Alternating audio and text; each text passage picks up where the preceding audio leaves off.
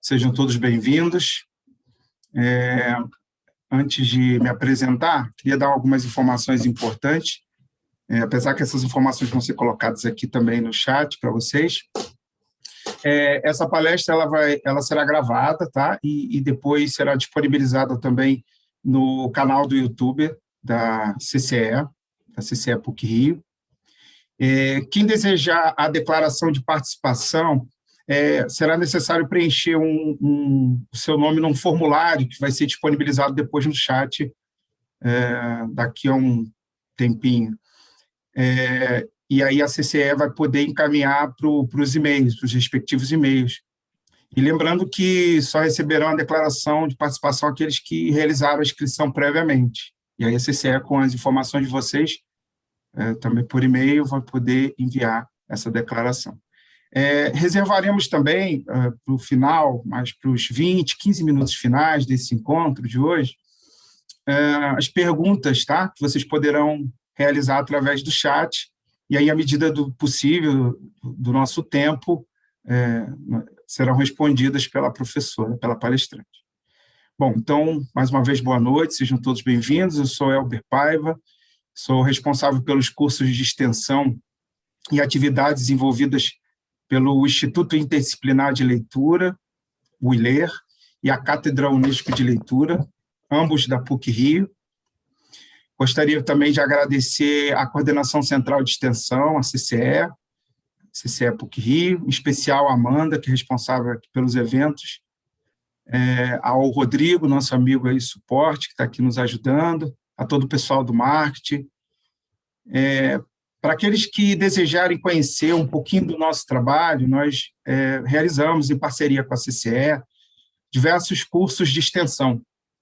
Então, para quem quiser conhecer um pouquinho do que a gente já realiza, do que a gente vem trabalhando, no site da CCE tem a área Letras e tem uma aba lá, Leituras. Então, todos os cursos que estão ali, abaixo do que está escrito Leituras, são todos os cursos de extensão que a gente realiza em parceria com a CCE.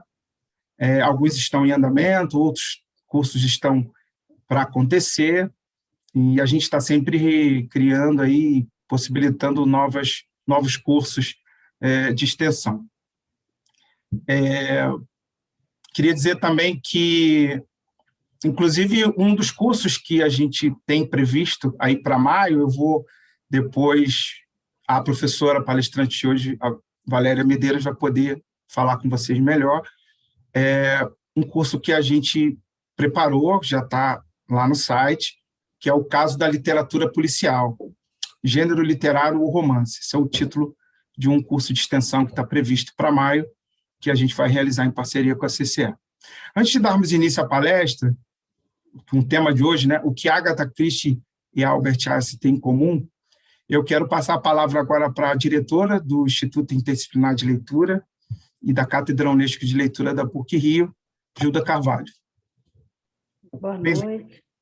Obrigada, Elber. Boa noite a todos e a todas. Sejam bem-vindos a esse nosso encontro. Um encontro que a gente vem pensando já há algum tempo, né, que a gente vem sondando a Valéria, convidando a Valéria, vamos lá, vamos fazer uma palestra, vamos dar um curso, vamos falar, porque a Valéria, ela é doutora em literatura pela PUC, hoje ela trabalha, depois ela vai se apresentar com mais tranquilidade, falar um pouco mais de tudo que ela já fez. Hoje ela é professora da Universidade Federal do Norte do Tocantins, na área de letras, e ela é membro da nossa rede de pesquisa avançada em leitura, a RELER, que congrega hoje mais de 30 pesquisadores por todo o Brasil, de mais de 15 universidades brasileiras. Então, assim, primeiro quero dar as boas-vindas à Valéria, agradecer por ter aceito o nosso convite, dizer que é muito bom poder ouvir falar sobre a literatura policial, a literatura de suspense, toda essa literatura dos grandes mestres, né, como Agatha Christie, como o Sherlock Holmes, enfim, esses detetives que eu sei que ela gosta, que ela pesquisa. Eu me lembro, há alguns anos atrás, alguns carinhosamente, né? Muitos anos atrás, uma das primeiras vezes logo que eu conheci Valéria, e que ela veio fazer também um ciclo de palestras, se eu não me lembro, se eu não me engano, sobre literatura policial, como é que era? Literatura de ficção policial, uma coisa assim. E eu fiquei, nossa, eu quero muito ver isso, eu quero muito participar disso. E na época eu não pude, eu acho que só fez para alguns alunos, eu não me lembro bem. E desde então eu tenho dentro de mim a ideia de ter um evento como esse. E acho que hoje a gente coroa, né, esse momento. Então, Valéria, seja bem-vinda, o público é seu, tá? Um bom evento para todos nós. Eu vou ter que deixar vocês um instantinho, que eu estou aqui em outra reunião, e dando tempo eu volto para cá, tá bom? Então, obrigada, Elber, aí pelo apoio de sempre, obrigada, CCE, Rodrigo, bom evento para todos. Até já. Muito obrigada, Gilda. Realmente, em 2010, né, eu lembro, eu voltei à PUC, eu defendi meu doutorado em 2002, e em 2010 eu voltei, então eu fui convidada para fazer essa palestra, justamente sobre Agatha Christie, né? E realmente eu penso que pouca coisa poderia me deixar mais feliz hoje do que estar aqui, né? Estar, né? Com o ILER, com a cátedra, na PUC, no CCE, onde eu também já, no mesmo dos anos 2000, eu dei aula também na especialização de literatura brasileira, juntando os meus dois lugares de alegria, né? A Federal do Norte do Tocantins, eu percebi que tem alunos meus, né, assistindo a palestra, eu fico muito feliz que, apesar de todo o horror desse momento que nós estamos vivendo, haja essa possibilidade de encurtar distâncias, né? De que eles possam finalmente conhecer vocês, conhecer o que eu tanto falo, do que eu tanto orgulho de que é ser parte da Relê, dessa rede de estudos avançados em leitura, e junto com vocês não medir esforços para democratizar o acesso à leitura no Brasil, em particular no norte do Brasil. Então, muito obrigada por essa oportunidade, e é possível, como eu falei, toda vez que eu me debruço, né, de romances policiais durante toda a minha adolescência. E em 98 eu comecei a estudar como acadêmica, né, pretendendo um doutorado. Então, é uma outra coisa, né? A gente tem que falar em outra linguagem, de uma outra forma. E eu acho que a melhor maneira de começar até falando de você, né? Até falando da Gilda, ela fala, eu tenho certeza que ela deve ter falado disso na palestra dela, né? Os textos, né? Eles nos fazem, eles nos dizem muita coisa, né? O meu papel como professora de literatura, como crítica literária, é problematizar a literatura, né? E quando eu digo problematizar, eu não digo temas, né? É o que a Gilda diz, né? A literatura, ela nos diz coisas, ela nos coloca questões, né? Diante dessas questões, nós temos coisas para dizer. Então, o que ela nos faz dizer? Então, o que ela me faz dizer? E o que ela me fez dizer, né, com a tese? Eu quis mostrar que o romance policial, que nasce, digamos assim, né, ainda não com esse nome, a partir de 3 contos que Edgar Allan Poe escreveu, com um personagem que era um detetive, de polícia, ele resolvia casos que a polícia não conseguia resolver, usando um método de investigação baseado na observação e no raciocínio, que era o método que Edgar Allan Poe presenciou na filosofia da sua época, do momento em que ele viveu, a filosofia positiva, né? Uma filosofia que foi criada por Auguste Comte em 1832, num cenário que tem que ser entendida, né? Existem muitas leituras do positivismo, e eu aprendi com meu grande mestre, professor Gerd Boheim, que existe algum desentendimento, né, do que é positivismo, que nós brasileiros deveríamos conhecer muito, porque o ordem que está na nossa bandeira são 2/3 do lema positivista: amor, ordem e progresso, né? O amor à ciência, que leva a uma ordem social, que vai levar ao progresso do homem, do indivíduo e da humanidade.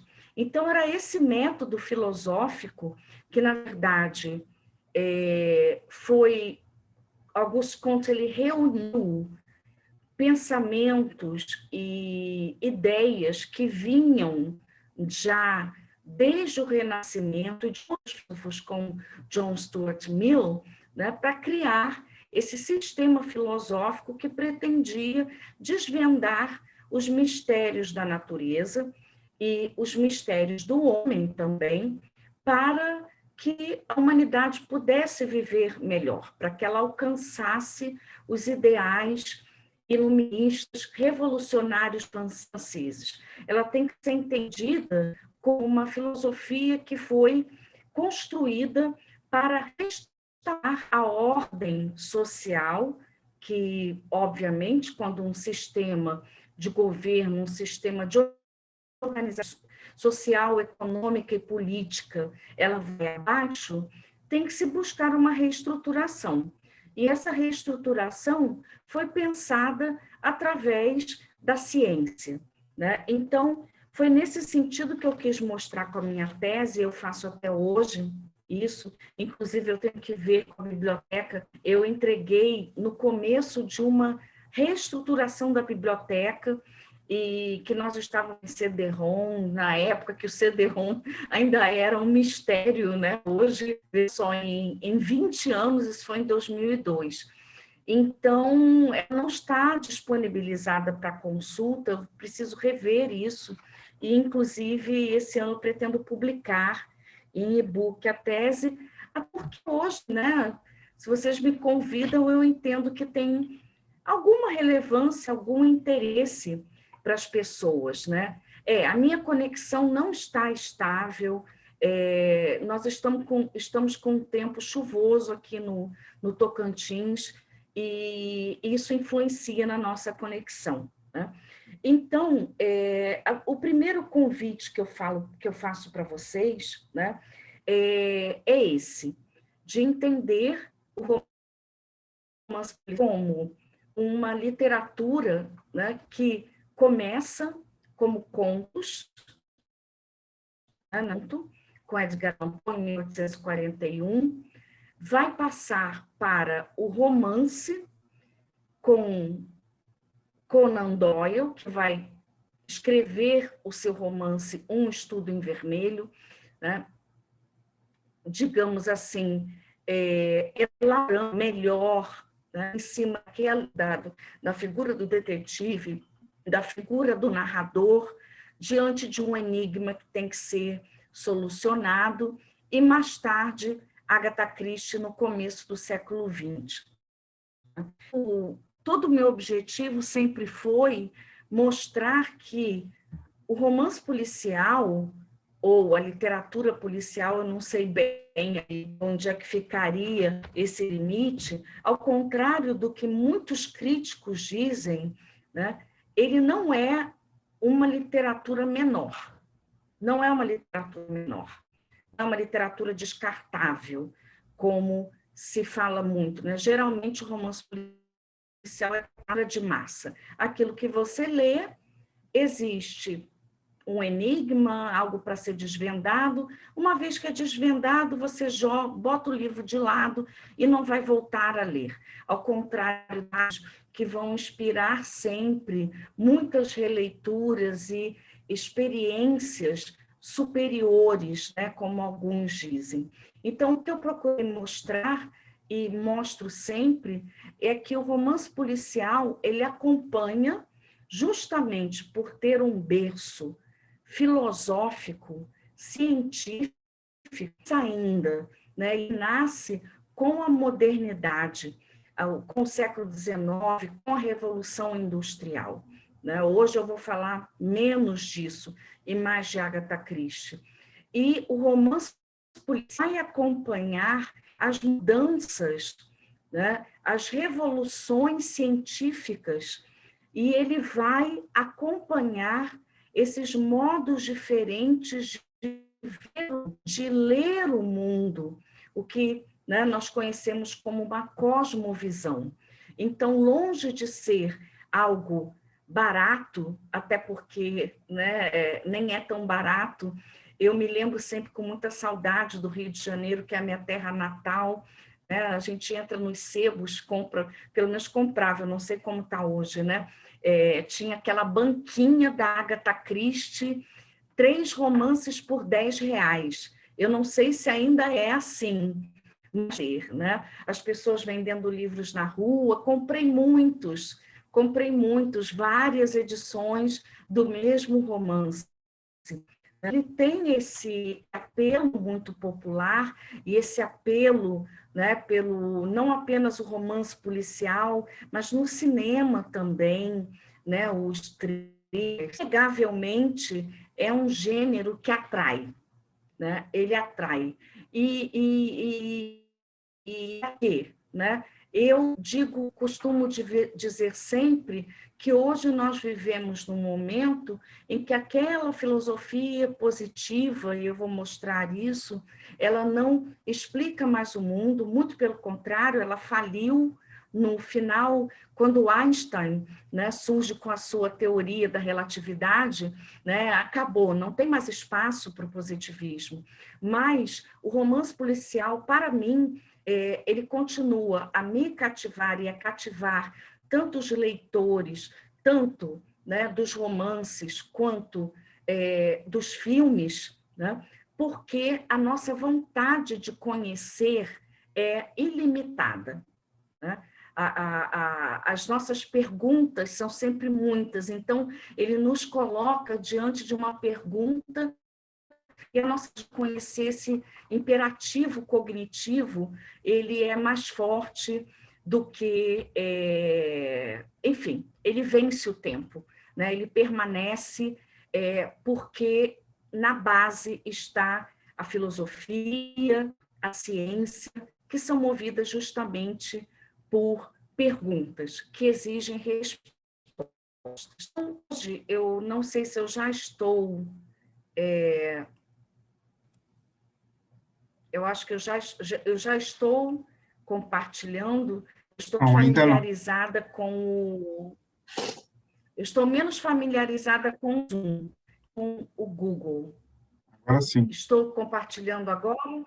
Sim, então, sim. Muito bem. Então, eu fiz da melhor maneira possível que vão nortear a nossa conversa, começando pelo título, e eu gostaria de perguntar, né, se alguém gostaria de compartilhar alguma sugestão, né?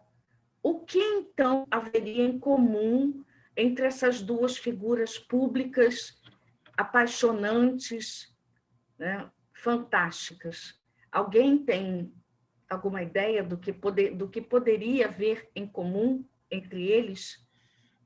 Professora, normalmente o pessoal escreve pelo chat. Se alguém quiser, pode escrever e a gente acompanha por aqui.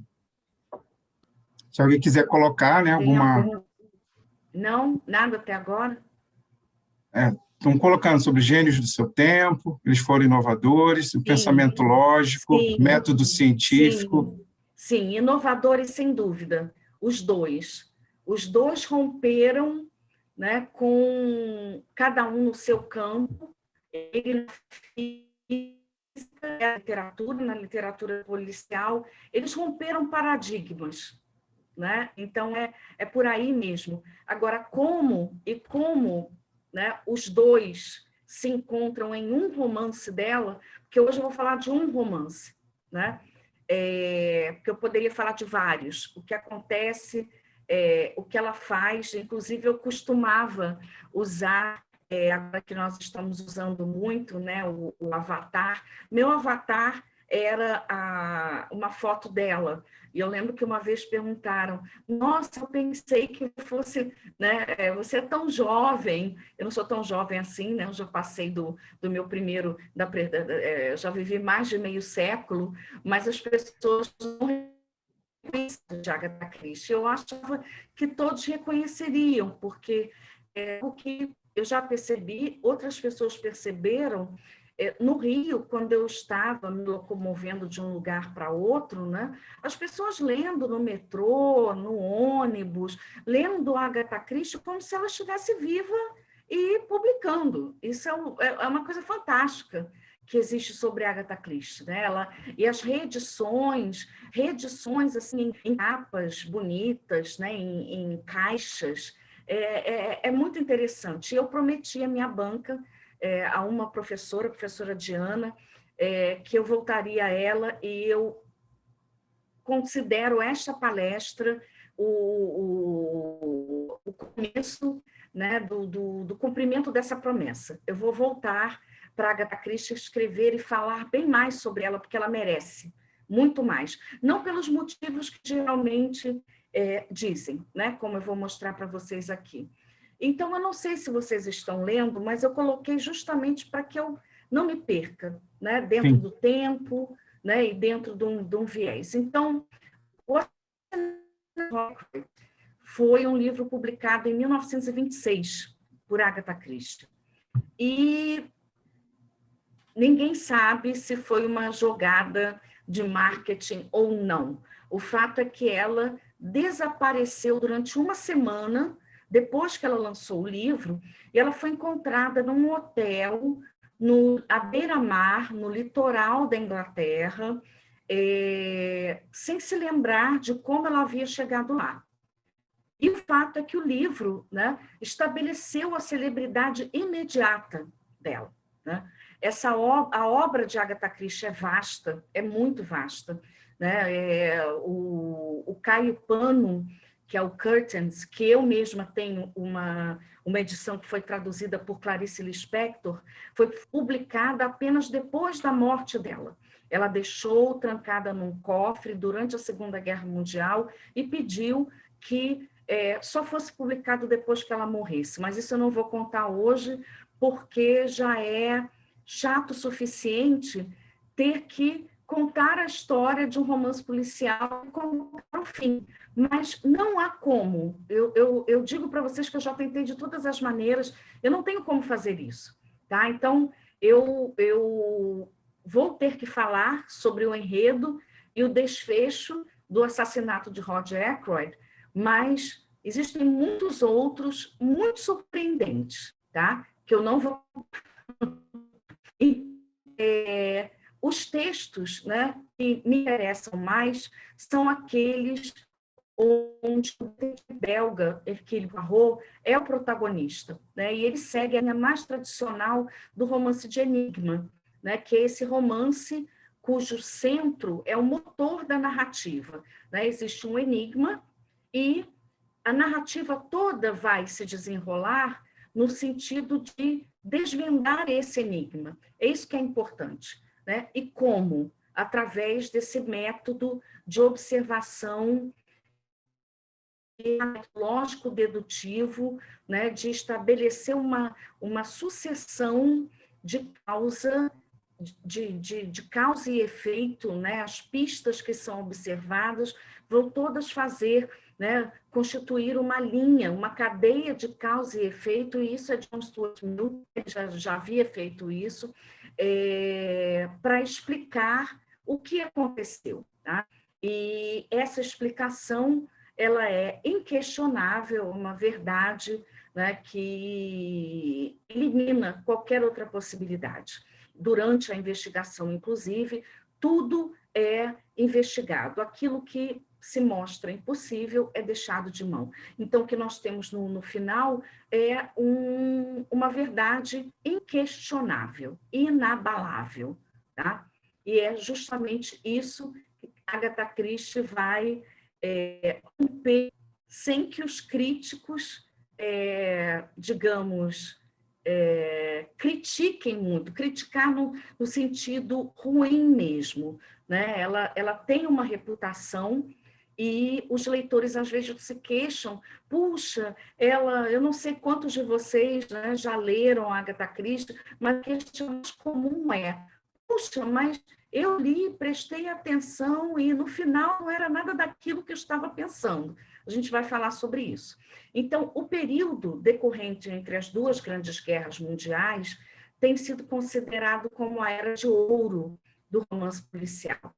É um período que poderia ser caracterizado como uma elaboração dessa tradição raciocinativa quando Poe escreveu os contos com o detetive, o Chevalier Dupin, ele deu o nome de contos de raciocínio.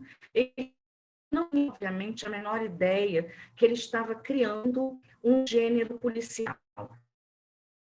Na Inglaterra, houve toda uma geração de autores que começaram a reelaborar aquilo que Poe criou em 1841. Então, autores como a própria Agatha Christie, E.C. Bentley, Marjorie Ellington, Cecil D. Lewis, teriam promovido esse estilo racional de Poe a um gênero clássico. Mas o fato é que ele mesmo, quando ele surge com os contos de raciocínio, que são alguns contos entre os muitos outros que ele escreveu, e Charles Baudelaire traduziu para o francês, e aí alcançou fama mundial, e uma fama na França que, enfim, é inabalável, né? Os franceses adoram Edgar Allan Poe. Ele foi recebido com muito entusiasmo. Esse novo gênero, né, uma literatura mais ágil, que pretendia causar um efeito no leitor. Né? Isso era muito caro a Poe. Ele tinha essa exigência para com ele mesmo e para com os outros romancistas que houvesse um plano de composição que causasse um efeito no leitor. Uma escrita, digamos, de trás para frente, né? Tudo muito bem amarrado, né? Nada ao acaso. Tá? E aqui, né, eu coloquei são algumas fotos, né, das trincheiras da Primeira Guerra Mundial, ou a chamada A Grande Guerra. Né? Arnold Hauser, que é um crítico de arte e historiador da arte, ele disse uma vez, ele começa em 1914, ele é inaugurado pela Primeira Guerra Mundial. A Primeira Guerra Mundial ela vai efetivamente ser um divisor de águas. Eu costumo sempre me referir a alguns elementos da cultura pop. Eu não sei se vocês viram ou pretendem ver o primeiro filme da Mulher Maravilha, não 1984, o primeiro, né? No primeiro, quando ela sai da ilha, né, para entrar no mundo dos homens, né, e salvar os homens daquela ameaça terrível que pairava, ela cai justamente no cenário da Primeira Guerra Mundial. E o momento da França, e ela testemunha toda a destruição, quando ela começa a testemunhar a destruição, um vilarejo onde há pouca gente, onde há mulheres, os jovens foram todos para a guerra. Inclusive, existe um romance de um francês, que eu não me lembro o nome do autor, infelizmente, mas o romance se chama 14. Na verdade, se passa justamente na Primeira Guerra Mundial, mostrando, né, o choque, né, o choque desse primeiro conflito global, onde morreram 20 mil pessoas. Para vocês terem ideia, né, o maior tempo até aquele momento foi a rebelião de Dungan, né, na China, em 1862 e 1877, uma revolta religiosa que matou cerca de 20 mil pessoas. Mas o que acontece na Segunda Guerra Mundial e que vai mudar o modo de viver, mover o mundo das pessoas, como vocês veem aqui, né, os aviões, as metralhadoras, os navios, ou seja, existe tecnologia de guerra, existe tecnologia de matar, mas não existe tecnologia ainda para salvar essas 20 mil pessoas que vão morrer durante a guerra, né? E isso impacta profundamente o mundo. Não é à toa que existe uma geração de escritores como Ernest Hemingway. Quem viu Meia-Noite em Paris, né, o filme do Woody Allen, aparece Hemingway, Fitzgerald, aquela geração a chamada geração perdida, né? O próprio Hemingway luta na guerra, escreve sobre a guerra, muda totalmente a forma de viver o mundo e abala muito as certezas que se tinha até então, né? Então, esse é um evento, né, que, no final, vai contribuir para esse impacto que o assassinato de Roger Ackroyd vai ter, né?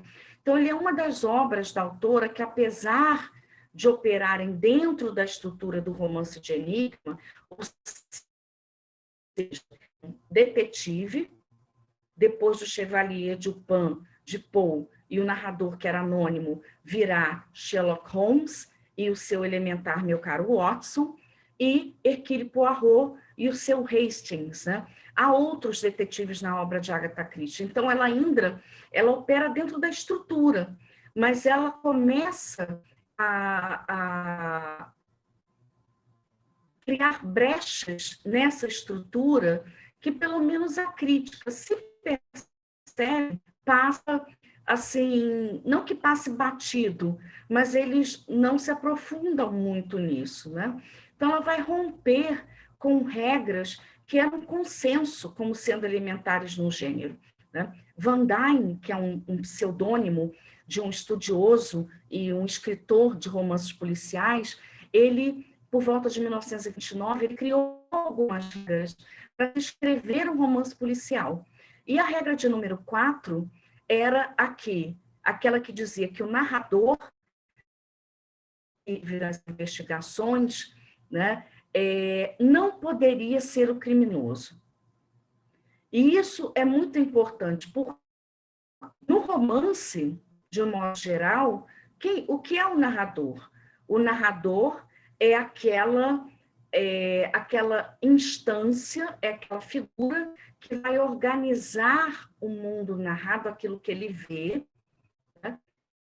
E coloca, né, como, digamos, é ele que vai levar a mensagem, é ele que leva a narrativa para o leitor, né? Então, é óbvio que o narrador, ele que testemunha o método de investigação e toda a investigação do detetive, ele não poderia ser o criminoso. Essa é uma das regras de ouro, né?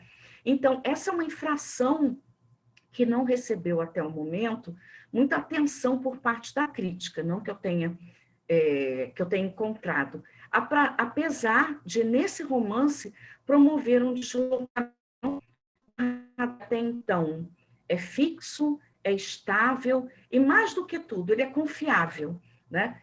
Porque a ele é entregue, né, o amigo, o companheiro, o memorialista do detetive, ele vai narrar os seus feitos, né? Então, Agatha Christie vai ser incluída sem questionamentos, apesar do Roger Ackroyd, no final, nós sabermos que o narrador é o assassino, ela vai ser incluída sem questionamento na seção de raciocínio que Poe inaugura e Conan Doyle vai levar, então, para o campo do romance. Então, de fato, ela já, digamos, ela puxa o tapete do leitor e dos críticos, no final, né, na última página, o leitor entenda que aquele que narra tudo o que aconteceu a Roger Ackroyd, como por ele, o narrador, né? Então, nesse caso, ele toma o lugar do narrador mais constante, que é Hastings, né, o capitão Hastings, a semelhança do narrador anônimo dos contos de enigma de Edgar Allan Poe. Ele é um médico, ele é de Roger Ackroyd, que é rico, né? E é uma figura muito conhecida e muito respeitada, e é um assassino requintado que aproveita dessa amizade com a sua vítima para ele acredita que é perfeito, né? Ele está numa reunião, eles estão lá outras pessoas, ele é o último a deixar Roger Ackroyd na sua casa, né? Antes disso, ele esfaqueia Roger Ackroyd, volta à casa onde a sua irmã está à sua espera. Então, ele tem um álibi. A irmã pode dizer à polícia que ele chegou antes que o assassinato viesse ao conhecimento do mordomo, né? E assim que Roger Ackroyd chega, desculpem, assim que ele chega, assim que o narrador chega, ele vai receber um telefonema e diz à irmã que é o mordomo de Roger Ackroyd, avisando que o patrão acaba de ser encontrado assassinado. Então, só voltando, né? Ele está na casa de Roger Ackroyd, o esfaqueia, se chama a sair, fecha a porta do gabinete, vai para casa, a irmã testemunha que ele chega em casa, que ele recebe um telefonema, e esse telefonema, diz ele, é o mordomo de Ackroyd, dizendo que o patrão havia sido esfaqueado, assassinado. Então, ele tem um álibi perfeito, né? O corpo não... Então, Shepard, esse nome dele, né? Ele ocupa essa posição estratégica de ser o primeiro a chegar na cena do crime. Ele recebe o telefonema e volta, né? Ninguém sabe, a gente só vai saber disso no final, né? E se livra de qualquer suspeita. Né? As reuniões, e o que isso vai, o que isso vai significar, né?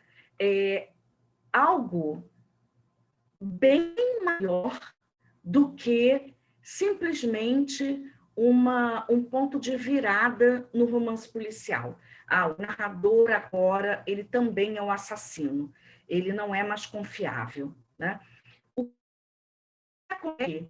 Nesse mesmo ano, né, a teoria da relatividade de Einstein vai alcançar, né, ela já vinha desde 1905, né, ela já vinha alcançado o público, a filosofia, e já vinha causando, né, um impacto muito grande na forma de se perceber o mundo. Até então, essa perspectiva única de verdade, o detetive vai chegar, né, a uma explicação Na filosofia positiva mesmo, não havia possibilidade de mais de uma explicação pela filosofia positiva. Então, o que acontece com a teoria da relatividade é que a ideia, né, quando se diz tudo é relativo, né, tudo é relativo ativo em relação a ele que observa alguma coisa. Então, se perde a noção, a partir das teorias de relatividade de Einstein, que começam a ser publicadas a partir de 1905, a ideia, essa noção de que há apenas uma forma de ver e explicar a realidade. E o detetive do romance de Enigma, até Agatha Christie, ele está publicado com essa forma única e inquestionável de explicar a realidade. Quando Sherlock Holmes desvenda um crime, né, não há outra possibilidade, porque ele ainda está escrevendo em 1871, né, século XIX, ele ainda está sendo lido, o que é mais importante. Conan Doyle escreve e os leitores leem num mundo que ainda é um mundo estável. Não há, né? É um mundo de Isaac Newton, que eu vou mostrar já. Isaac Newton mostra o quê? Para ele, qual é a física newtoniana está toda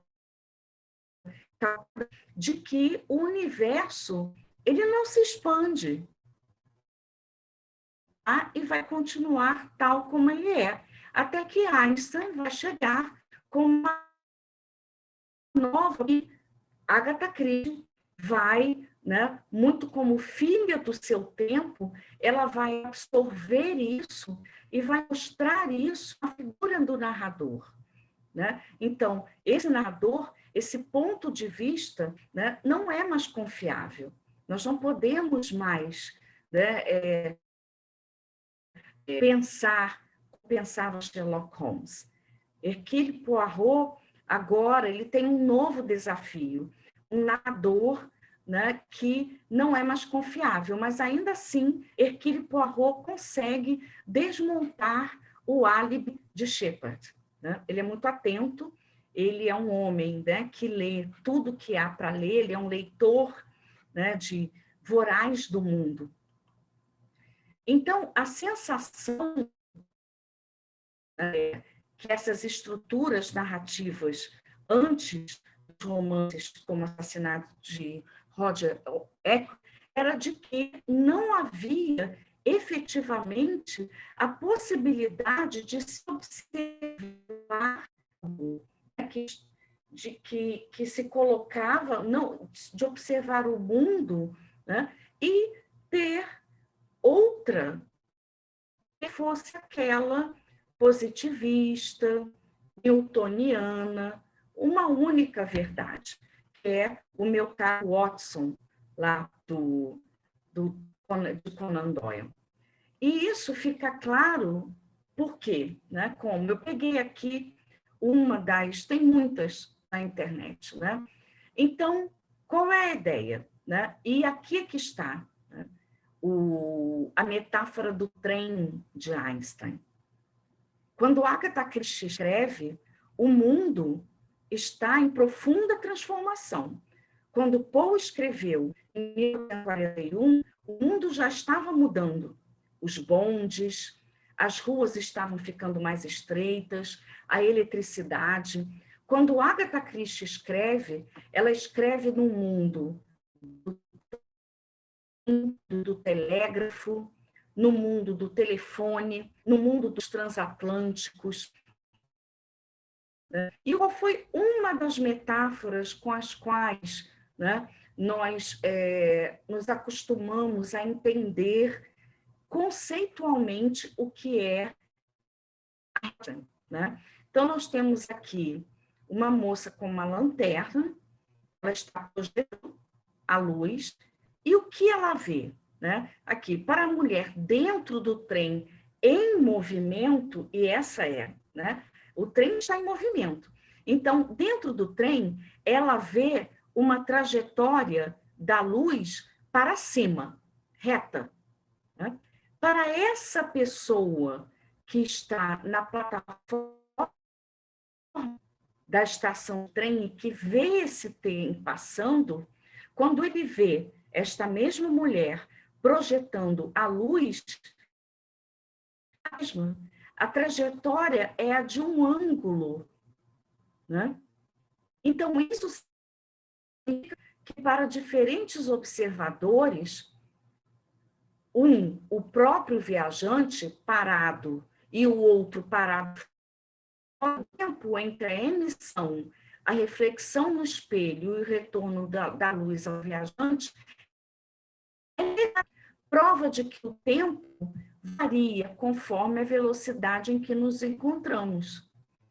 Então, isso nos diz o quê em relação ao romance policial? Que aquele narrador de Edgar Allan Poe, né, e aquele que narra os feitos do detetive, né, no momento em que havia, né, não havia essa possibilidade de haver, né, duas percepções da reflexão da luz, do retorno da luz. Não, havia uma só. E Conan Doyle vai continuar a operar na mesma crença, nessa mesma crença filosófica e científica, que só existe, né, porque ainda não há esse movimento, né? É Einstein que vai inaugurar, né, no seu tempo, ele vai promover essa revolução científica que vai sacudir, não apenas, né, sacudir todas as convicções, não apenas da filosofia, da ciência, da literatura e das artes, né? A literatura e a obra de arte, já disse Humberto Eco, é uma metáfora do conhecimento que é produzido no seu tempo. Então, quando Agatha Christie pega aquele detetive que é o bastião da verdade, né? Ele embora Sherlock Holmes, nós sabemos, né? Quem leu Sherlock Holmes, quem é fã de Sherlock Holmes, eu sugiro um conto fantástico, que é o Caso Apelão. É um caso que eu costumo ler com os meus alunos, do que os romances, mas ele contém tudo isso que nós estamos discutindo aqui, e é um caso, como sempre, Sherlock Holmes vai dizer para Watson, né? É muito simples e vai prejudicar a minha reputação, né? Mas é muitíssimo interessante. O mundo ainda é um mundo em que se crê numa verdade única e uma única explicação para os fenômenos, e numa única explicação para os crimes. Tudo está para ser descoberto através da observação e do raciocínio. Só que agora isso muda a partir da teoria da relatividade. Tudo vai depender da posição daquele que observa alguma coisa. E o narrador, ele é, por excelência, aquele que observa o detetive investigando alguma coisa e contando para nós, e nós tomamos aquilo como verdade absoluta. Então, no momento, né, Shepard, o que ele vai fazer? Né? Ele esfaqueia o Roger Ackroyd, e antes disso, ele monta o seu álibi. Ele é médico, ele se oferece para ajudar a polícia nas investigações e, mais que isso, vai pedir a um paciente seu que vai embarcar para Liverpool naquela noite e de Liverpool vai pegar um transatlântico. Ele pede que esse passageiro telefone para ele quando chegar na estação de trem. Então, quem liga para ele, na verdade, não é o mordomo dizendo que encontrou o patrão assassinado. É o passageiro. E Poirot vai conseguir, né? E aí é aquilo, eu posso contar o que aconteceu. Eu não me incomodo com spoilers. Eu sempre digo, pode me dizer o que aconteceu. Eu quero saber como acontece. E como Poirot vai chegar até isso, né? E levar Shepard até a prisão, onde ele tem duas opções, né? Ele pode confessar o crime e vai ser executado por isso, né? Ou ele, então, narra o crime, ele escreve, e é isso que nós percebemos no final, que todo o romance é a narração de tudo o que aconteceu. Ele escreve na noite que ele passa preso, né, para no dia seguinte pagar pelo seu crime, porque a ordem social foi abalada. Essa é a premissa do romance policial desde o século XIX. A ordem social foi abalada, o criminoso tem que ser preso, tem que pagar pelo seu crime para que a ordem social seja. Então, o que ela vai fazer é justamente desmontar essa visão linear e causal de mundo, né? Através também do assassinato de Roger Ackroyd, que nos puxa o tapete no final e nós dizemos, bom, o que nós podemos esperar agora não nos conta mais a verdade, se ele é o assassino. Agora, tudo isso tem que ser entendido como, né, como eu já disse, de uma revolução científica que é promovida pela teoria da relatividade. E aí, né, além da literatura, da física, tem mais uma dimensão, né, que mais um campo do conhecimento que, digamos, percebeu, né, a grandeza desse romance, que é a história. Hans Ulrich Gumbrist, que é um historiador naturalizado americano, em 1999, um livro chamado Em 1906, Vivendo no Limite do Tempo. E ele, durante um ano, ele literalmente se cercou de tudo que foi produzido em termos de literatura, música, todas as formas de arte, jornais, descobertas científicas, filosofia, e ele acaba escrevendo esse livro que eu sugiro, é um livro fantástico, que realmente é um gráfico, né? Uma nova forma de escrever a história. E ele levantou tudo o que causou repercussão no ano de 1926. E, dentre tudo que ele levantou e que ele viveu intensamente durante um ano, né, estava o assassinato de Roger Ackroyd e o livro de Heidegger, O Ser e o Tempo. E, para surpresa de qualquer crítico literário, mesmo literário que se debruce sobre o romance policial como eu, digamos assim, é mais ou menos o último, porque o livro de Gumbrist, ele coloca justamente essa noção de início, meio e fim, né, na escrita da história em questão. Ele vai justamente eleger dois textos que representaram, continham em grau maior essa mudança, né? Essa mudança de um solo de certeza muito claro, inabalável, esse mundo de uma física newtoniana, né? Que é deflagrado com as teorias de Einstein, né? Ele vai eleger o livro de Agatha Christie, O Assassinato de Roger Ackroyd, e Ser e o Tempo, de Heidegger. Né? Para minha enorme surpresa e alegria, ele perceber esse pano de fundo filosófico, né? E essa reação, né, a esses estímulos científicos, né, da relatividade, que Agatha Christie vai, então, metaforizar, ela vai colocar um narrador, né, que mente para nós. Né? Ele não é mais o Watson, não podemos acreditar mais nele.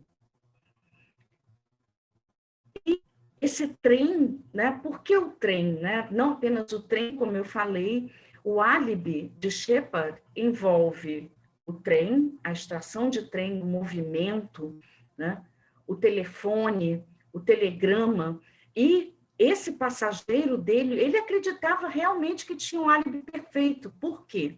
Esse paciente que ia embarcar no trem para Liverpool, e em Liverpool ia pegar um transatlântico e em mar, ele estaria fora do alcance da lei, pensou, bem, meu álibi é perfeito, ninguém vai pensar, né, que eu possa ter engendrado tudo isso. Né? Mas o fato é que, gradativamente, à medida que o século XIX vai chegando ao fim, no começo do século XX, aquela rigidez, sentido, a fixidez iluminista, né, no sentido de querer entender o mundo, e aí eu falo de Kant, né, de inúmeros outros filósofos, né, que, enfim, têm a sua expressão maior na Revolução Francesa, igualdade, liberdade, fraternidade, a liberdade para pensar, né? O esclarecimento kantiano, liberdade para pensar, né? Mas pensar ainda dentro de um mundo que se move dentro de certezas que vão ser dadas por Isaac Newton, né? Que inaugura uma nova percepção de mundo, uma nova forma de ver o mundo, né? Nós temos que lembrar que até Copérnico, no século XV, a visão uma visão geocêntrica, né? A Terra como centro do universo. É apenas com Copérnico que a visão heliocêntrica do Sol como centro do universo se inaugura. E Newton, então, com a lei da gravidade e com toda a sua contribuição para a física, mas ainda dentro de um universo estático, né, ele só vai ter, né, a chamada física clássica, ela vai dar lugar à física quântica de Einstein.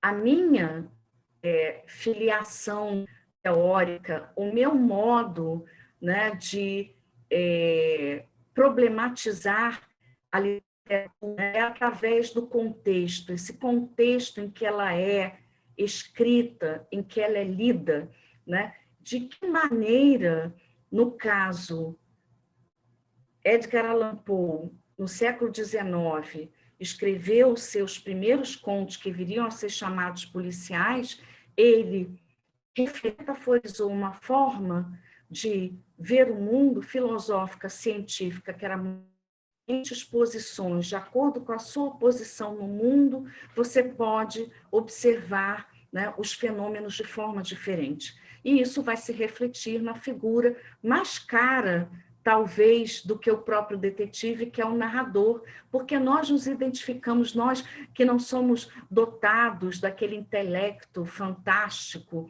né, de Sherlock Holmes. Eu não sei se vocês viram a refilmagem mais recente do Assassinato no Expresso do Oriente, que também vai, né,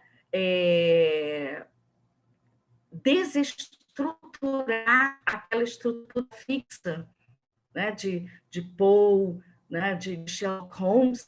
Eu não sei se vocês viram, se não viram, eu sugiro que vejam, né, para então dar lugar a isso aqui, né? Nesse momento, né, em que, a partir da generalização da teoria da relatividade de Einstein, com seu recurso e sua justificativa das geometrias não euclidianas, né, trata-se do questionamento de uma forma de pensar baseadas num conceito de um tempo uniforme, progressivo, idealizado como estrutura linear ascendente, relação de causa e efeito. Era assim que Sherlock Holmes pensava, era assim que o detetive de Poe pensava. Vamos, né, observando, raciocinando, né, lendo as pistas, ensinando esse leitor a ler as pistas do mundo, vamos chegar a uma linha reta de causa e efeito e desvendar o enigma.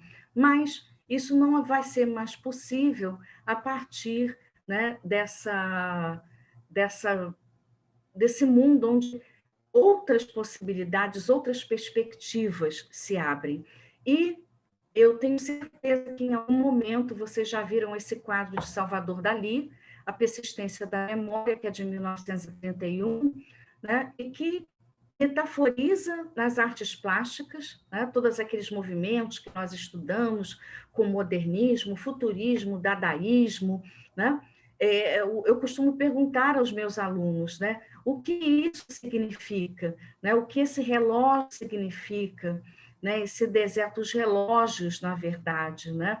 É justamente essa noção de tempo que deixa de ser fixa, estável, e aí está, né? É um tempo relativo, né? Uma percepção relativa de tempo e de espaço que eu espero que eu tenha de forma ainda não conclusiva, porque seria preciso um pouco mais do que isso, mas pelo menos instigado vocês a perceberem na obra de Agatha Christie. Ela tem outros romances, né? O próprio Assassinato no Expresso do Oriente, e outros em que ela coloca várias questões em xeque-mate mesmo, inclusive o próprio poder judiciário, a própria noção de justiça. Né? Tudo está, agora, tudo aquilo que até o século XIX, até Einstein, era dado como instituições, né, muito firmes, um solo de verdade muito firme, né, agora está, né, é um solo de verdade instável, como o quadro de Salvador Dalí, que fica aí como a imagem final que eu acredito que ilustre melhor o que eu quis dizer hoje à noite. Isso é o que eu tinha preparado para dizer para vocês. Bom, boa noite de novo. Só para avisá-los que, assim, como a gente tem um número muito grande de pessoas, normalmente as palestras acontecem, a gente está agora com mais de 70 pessoas, normalmente a gente abre para as perguntas. Eu sou imensamente grata. Olha, Elber, eu sou imensamente grata pelo convite e muito grata às pessoas que estão me ouvindo hoje, que tiraram sua noite para me ouvir, muito grata mesmo. Eu espero, né, ter correspondido minimamente às expectativas de vocês. Com certeza, as expectativas são muitas, o tema é muito instigante, eu acho que todo o trabalho... E continua, tem muita coisa mais. Verdade. A gente deixa aberto aqui as perguntas para quem quiser realizar aqui pelo chat, e aí, à medida do possível, a gente vai... eu vou fazendo aqui as perguntas, falo o nome de vocês e falo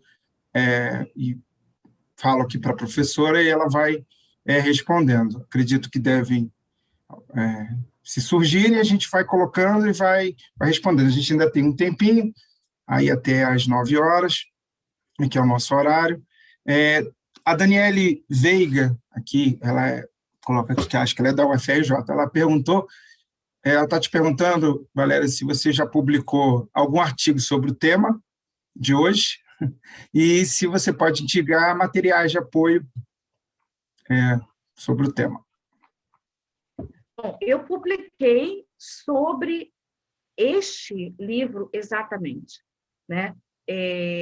Eu não sei como a gente poderia fazer isso, mas eu posso mandar a referência bibliográfica, deixa eu ver aqui.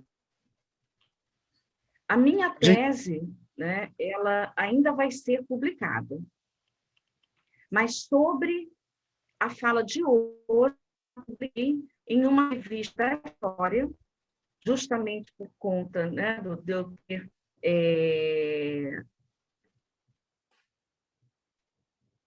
baseado, né, que é um historiador, e existem, né,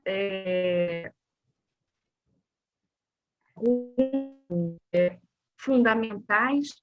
Tem o livro de Boileau e Nacejar, o romance policial, tem, mais de uma linha de romance de ação, né? O livro de Sandra Luciano, é um livro pequeno da coleção Primeiros. Doutora Valéria, a sua internet está oscilando um pouco, a gente não entendeu esse finalzinho que você menciona sobre... Acho que ela caiu. Vou esperar ela retornar. Enquanto isso, quem quiser deixar as perguntas no chat, já tem aqui 2 perguntas. Assim que ela retornar, eu já realizo. Dizer para vocês também que eu vou pedir para que ela fale também a respeito disso. Nós temos um curso de extensão com a professora Valéria no site, lá da CCE, que é o caso da literatura policial, romance, o caso da literatura policial, isso, gênero literário ou romance? É uma pergunta, até a gente colocou propositalmente. Eu até brincava com ela, porque eu perguntava, professora, porque sempre, quando falo de literatura policial, sempre falam de um jeito aqui no Brasil muito, às vezes, pejorativo, né? Fala de gênero, às vezes fala que é um romance, e ela recentemente, no ano passado, né, se eu não me engano, ela terminou uma especialização na Irlanda, e ela me confidenciou de que, assim como a Irlanda, né, em outros países da Europa, Itália também, se eu não me engano, há uma valorização, né, da literatura. E aqui a gente precisa instigar mais as pessoas a estudarem e a lerem sobre literatura policial. Está tentando retornar. Acho que lá em Tocantins, que ela se encontra, estava chovendo bastante, estava com uma certa dificuldade. Mas como eu estava falando a respeito do curso, nós temos esse curso que vai acontecer com ela em maio. Não sei se... Acho que o Rodrigo já colocou aqui no chat, tem um link lá que vocês vão poder acompanhar, e lá no site da CCE tem todo o programa, está para iniciar agora em maio, não me lembro qual era a data, mas já colocou agora de novo.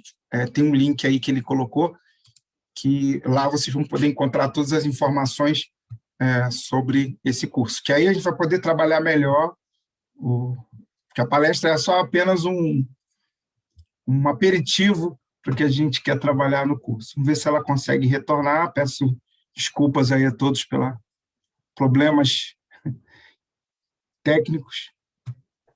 Tem o Daniel, pergunta aqui, o romance policial já era visto como gênero menor no passado, desde seu surgimento? É uma pergunta.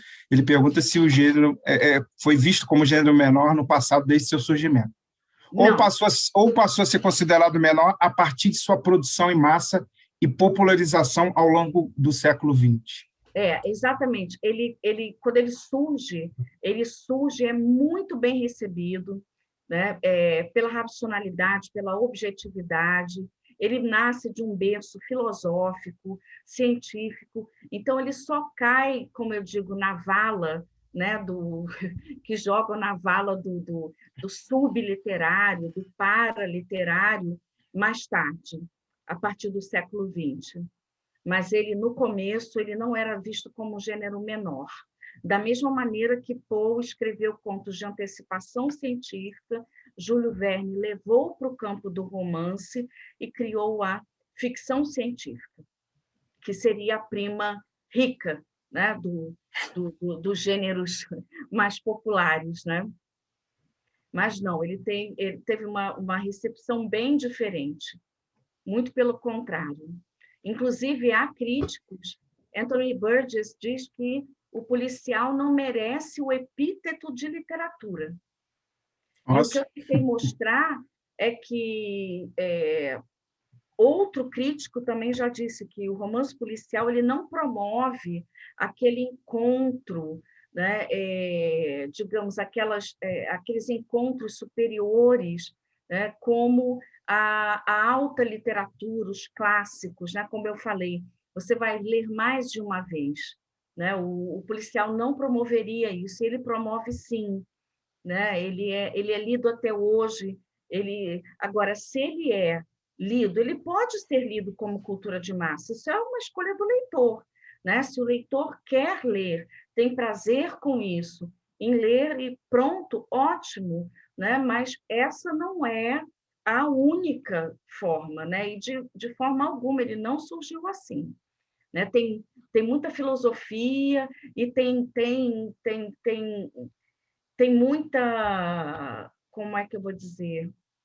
Tem muita filosofia, né, no romance policial. Humberto Eco, quando escreveu O Nome da Rosa, e ele escreveu pós-escrito O Nome da Rosa, ele disse que escolheu a intriga policial porque a intriga policial é a mais filosófica de todas, né?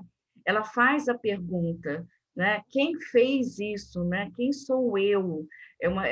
Não tá ao resto do chão. Né? Você pode ter uma leitura só mesmo pelo prazer, né? da decifração do enigma, mas pode ser mais do que isso também, né? Tem uma outra pergunta aqui, eu não estou sabendo qual é o nome aqui da pessoa, peço desculpas. Pergunta assim, podemos dizer que as deduções de Poirot, bom, desculpa se eu estiver falando errado, partem mais da análise dos diversos depoimentos e memórias colhidas com as testemunhas do que em provas físicas, como nos autores anteriores? Olha, é difícil dizer isso, porque, na verdade, é como eu disse, né? Os casos de Poirot não é só esse, né? Ele vai em Edgar Allan Poe e Conan Doyle, o narrador conta para nós tudo que ele lê no jornal, tudo que a polícia vê e não consegue explicar.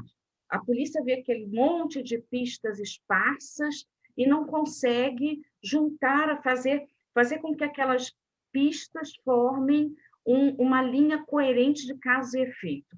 Por isso, o romance policial, eu estou escrevendo isso agora, né? Ele tem um grande potencial como formador do leitor. Ele nos mostra, né, como ler o mundo. É preciso ler o mundo nas pistas, no menor. Né? Então, é muito por aí. Mas Poirot tem, sim, eu diria, não tanto quanto os franceses, né? Uma linha um pouco mais psicológica, ele vai um pouco mais. Ainda não tanto quanto os franceses, né? Mas ele ainda está calcado nas evidências, na dedução, na observação, no raciocínio. Né? Mas a questão é que, em Agatha Christie, nem tudo está disponível para nós. Né? As pistas estão lá todas, como estavam em Edgar Allan Poe e Sherlock Holmes. Então, por isso que, no final, dá aquela sensação, e talvez por isso aquela vontade, não vou ler mais um, porque agora eu vou decifrar. Agora eu lembro que eu falava, não, esse eu vou decifrar, né? Eu vou ler direitinho, eu vou ler atentamente, eu vou conseguir decifrar. Mas ela realmente é muito especial, é uma autora muito especial. Quem perguntou foi a Angélica, que agradeço, Angélica, pela pergunta. Se alguém quiser ainda fazer mais alguma pergunta, a gente ainda tem um tempinho. Eu vou pedir só a professora Valéria para ela falar um pouquinho, fazer nossa propaganda, né, do curso que a gente está organizando com a CCE, um curso de extensão, e eu queria que ela falasse um pouquinho só, mais ou menos, não um spoiler, não, porque é bom que o pessoal se inscreva lá no curso, mas falar um pouquinho do que ela deseja trabalhar no curso. Vocês estão me vendo? Não, só ouvindo. Só ouvindo. Eu consegui sair de novo do link, né? Eu saí de Mas a gente novo. está te ouvindo bem e está melhor agora. É porque eu Está te estava ouvindo querendo... muito bem. Bom, Elbert, você só me lembra, por favor, das datas, porque eu não estou com a minha Uhum. agenda aqui. Tem um link no chat que a gente colocou, que vai cair direto lá no site da CCE, e aí tem as informações todas lá que a gente tinha colocado. Mas eu Sim. posso te falar depois aqui também. São 5, 6 encontros, né? Ixi, agora eu tenho que procurar. Não me lembro quantos encontros são, mas eu vou verificar Não, aqui enquanto isso. eu acho rapidamente aqui, né? Vamos lá, começa no dia 12 de maio, está previsto a gente começar no dia 12 de maio. São 8 encontros, de 2 horas cada. Exatamente. E ao longo desses 8 encontros, nós vamos justamente percorrer, né, esse caminho da Era de Ouro, né? Vamos começar, né, com Edgar Allan Poe, lá no século XIX. Hoje eu falei muito rapidamente, mas nós vamos justamente fazer um mergulho nesse século XIX, nas condições que Poe, que circundavam Edgar Allan Poe e os seus leitores e que fizeram com que ele criasse, então, juntasse esses elementos e criasse os contos de raciocínio que vieram a ser conhecido como contos de enigma. Depois, passando para Conan Doyle, que 30 anos depois, em 1871, vai levar para o campo do romance essa estrutura, né? Um detetive diletante que não é da polícia e que vai ajudar a polícia, porque ele tem dotes intelectuais incríveis, ele é um leitor do mundo, ele lê tudo que ele pode ler, e ele entra nas cenas onde as pistas estão todas lá, tanto o narrador, no caso Watson, né, olha para as pistas, a polícia olha para as pistas e não entende, não consegue, né, fazer, ler aquele indício menor e chegar até a conclusão do enigma, o desvendamento do enigma. E passando, então, finalmente, para Agatha Christie, não apenas com Roger Ackroyd, que eu já adiantei bastante aqui hoje, mas outros 2, pelo menos, romances dela, onde ela também ainda, né, essa ideia desse detetive muito excêntrico, muito inteligente, e que tem o seu narrador, o seu fiel amigo, que vai narrar sem entender muito como ele chega àquelas conclusões brilhantes, né? E até o desvendar do enigma. E serão 8 encontros para os quais eu estou muito ansiosa mesmo. Antes de fazer mais uma perguntinha aqui, tem aqui da Rosângela, respondendo aqui a Luísa Sofia. Sim, Luísa, o curso são 8 encontros de 2 horas, é um total de 16 horas.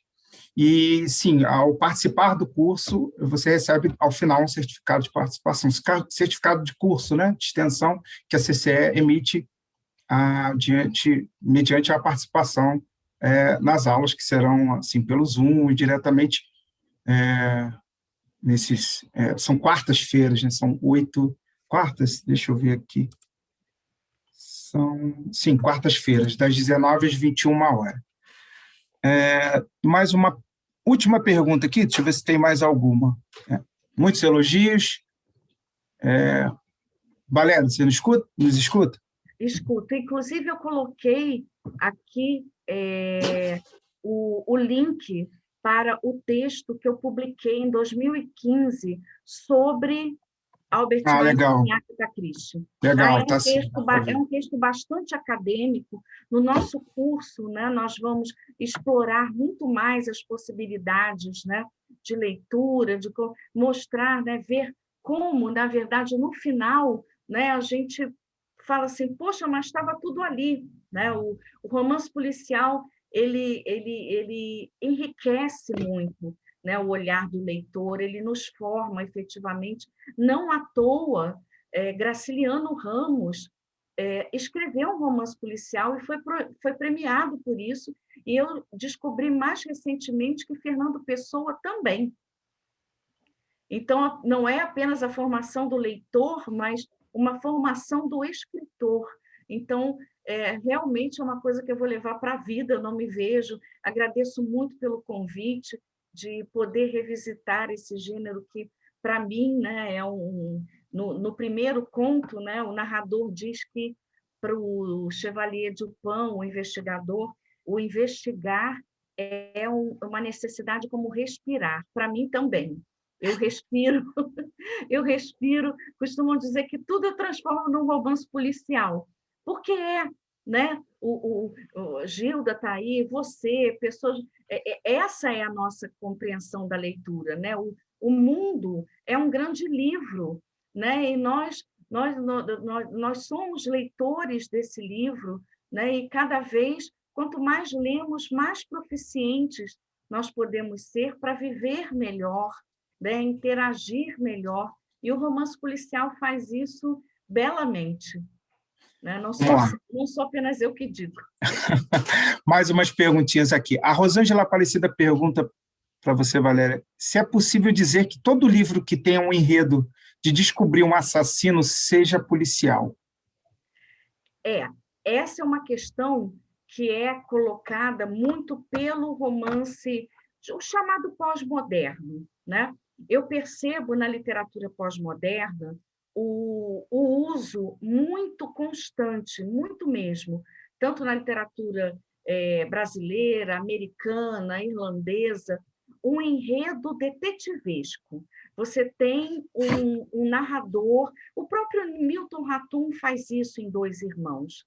É um narrador que está à procura da sua origem, e aí ele fica o tempo todo perguntando, buscando, juntando pedaços ali para procurar, né, quem é o seu pai.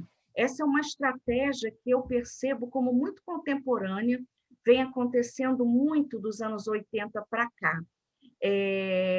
Eu não diria que é um romance policial nos moldes tradicionais, mas são romances, como o nome da Rosa, que eles podem também ser lidos como uma intriga policial.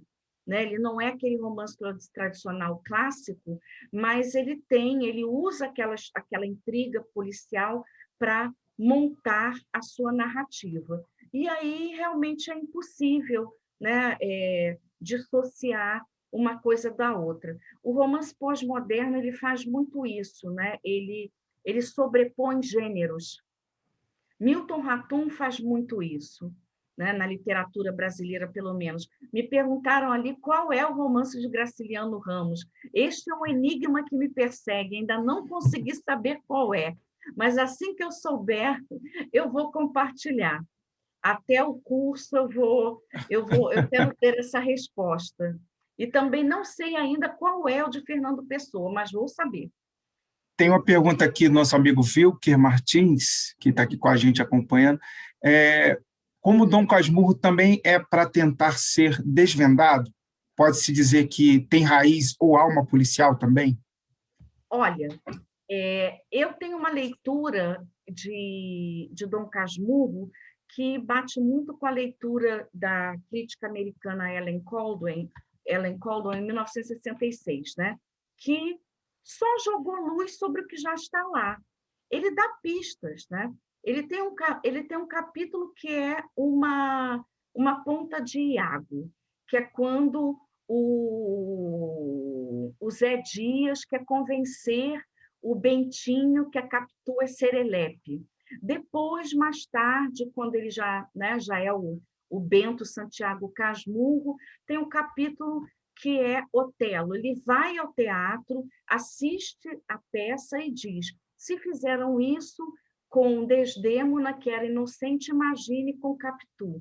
Então, para mim, na verdade, fica muito claro, eu não vejo, o que eu vejo é o Dom Casmurro, Bento Santiago, né?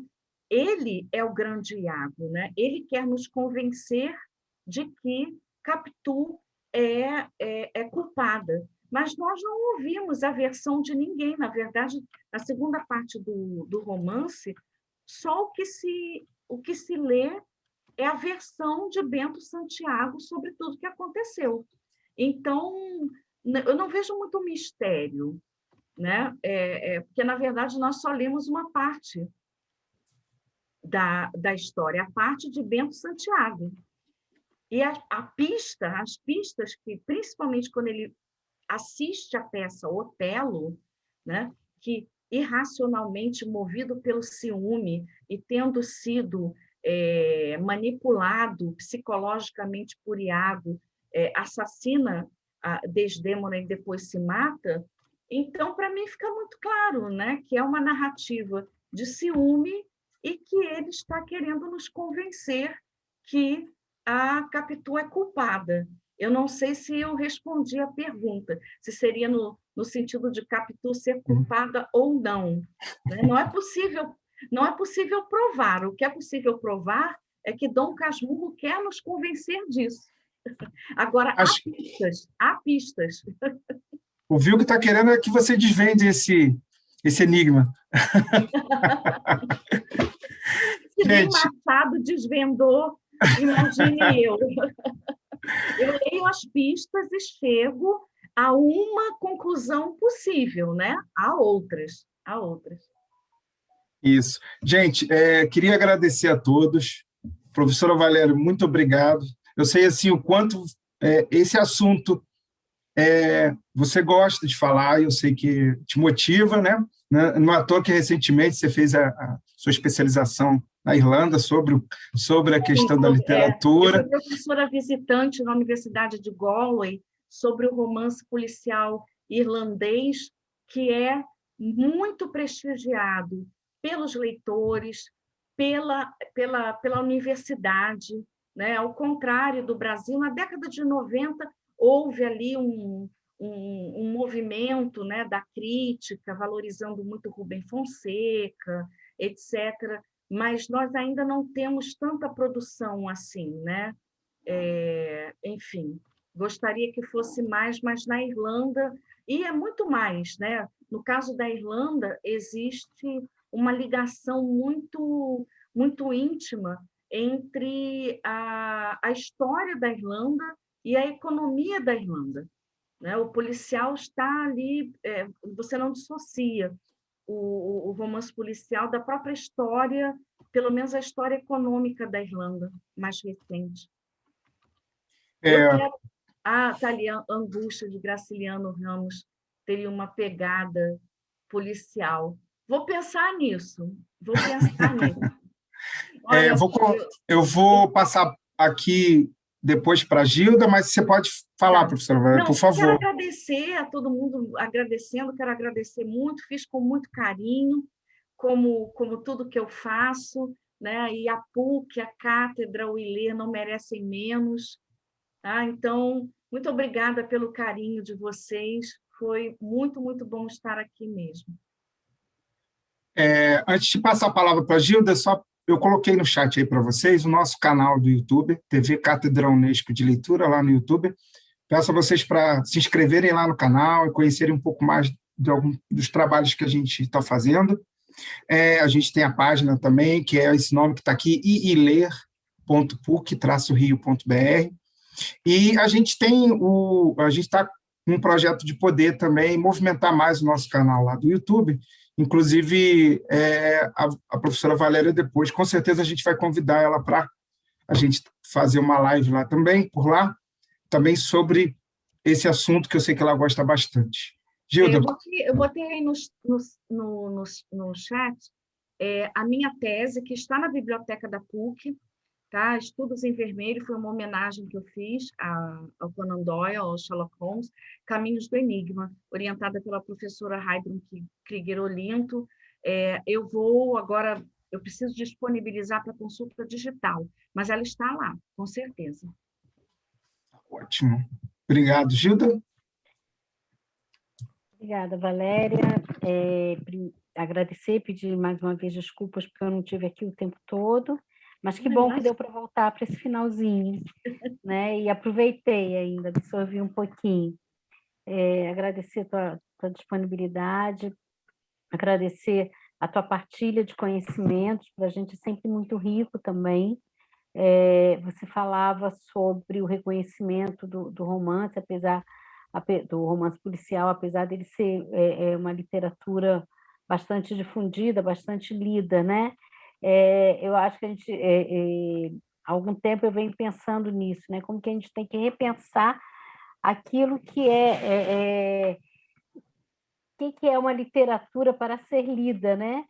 A gente fala tanto do espaço que a literatura precisa ter na vida das pessoas, e de repente você tem um gênero que é tão difundido, tão amado, tão aceito, mas é tratado como uma coisa menor. E aí Sim. você pensa assim, para que se escreve um texto se não é para ser lido, né? Então vamos nos debruçar, vamos valorizar. Eu acho que a grande questão é a valorização, aprender a valorizar o que esses escritores nos brindam, né? Eu fui e sou uma leitora de Agatha Christie. É aquele tipo de autora que a gente está sempre voltando, sempre que volta se surpreende. Tenho retomado meu contato com os contos do Maurice Leblanc, do Arsène Lupin, Ladrão de Casaca, e pude experimentar. Aliás, está sendo adaptado pela Exato, exato. É um sucesso enorme na Fantástico, França. é fantástico. Eles leem na escola. É fantástico. É um grande sucesso. Eu me lembro de eu menina, meu pai lendo o Ladrão de Casaca e encantado com aquilo, e eu li por aquilo, e eu consegui encantar meu filho para ler e para ver. Ele quis ver a série, me pediu para ver a série com ele, e ele está lendo todos os contos. Eu nem acredito numa coisa dessa. Então, assim, literatura é para ser lida. Se o texto não encontra o leitor, não adianta ter texto, né? Sim. Então, leiamos e desvendemos os mistérios desse mundo. Sim. Valéria, brigadíssima. Muito obrigada, eu agradeço. Vamos torcer aí para que o seu curso seja um sucesso também, com certeza vai ser, com certeza vai encantar, e que esse seja o primeiro de vários outros. Muito obrigada pela oportunidade. E sempre à disposição. Sempre. Obrigada, Valéria. Obrigado, gente. Boa noite a todos. Boa noite a todos. Boa noite. Obrigada, Rodrigo. Obrigado, Rodrigo. Tchau. Tchau, tchau.